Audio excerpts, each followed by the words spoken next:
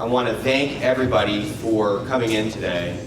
I also would like to tell you just a few things about the process. We have a very busy agenda today. We like the glass windows, we like being able to see into the classrooms.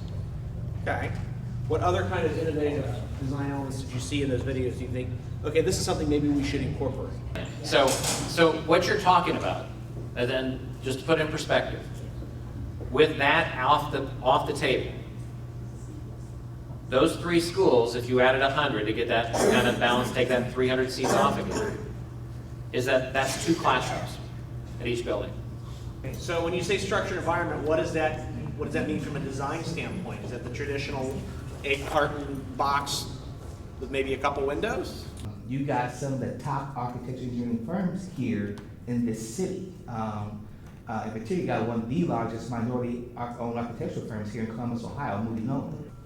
I think well, the example showed a community. The first one was in New Hampshire, which is totally different from what our students are living in. I mean, so for me personally, it was kind of an unrealistic. Doesn't resonate. I'm from New York State, and my graduating class was 123 students.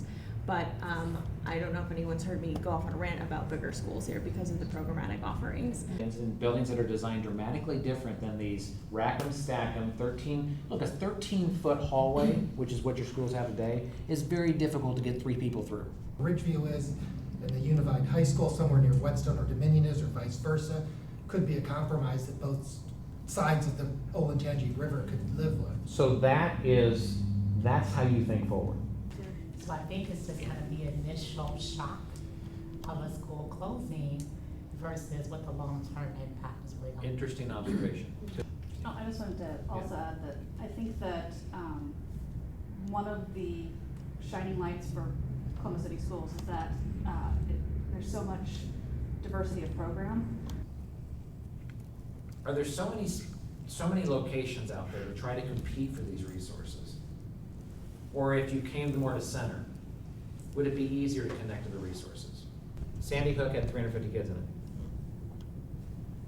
It is the biggest elementary disaster we've seen in 20 years.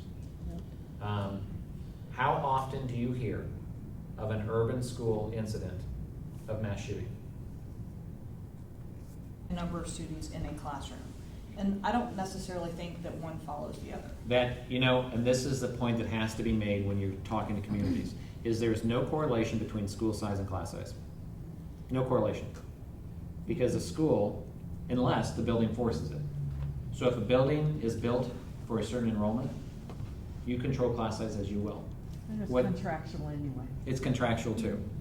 So that's But I the think other people thing. do have But fear. she is right, that's exactly what the fear is from community members. Bigger school means bigger classes. Talking about the beginning of that question, that cap schools in the video. Yep. That connects with what you're talking about, Columbus.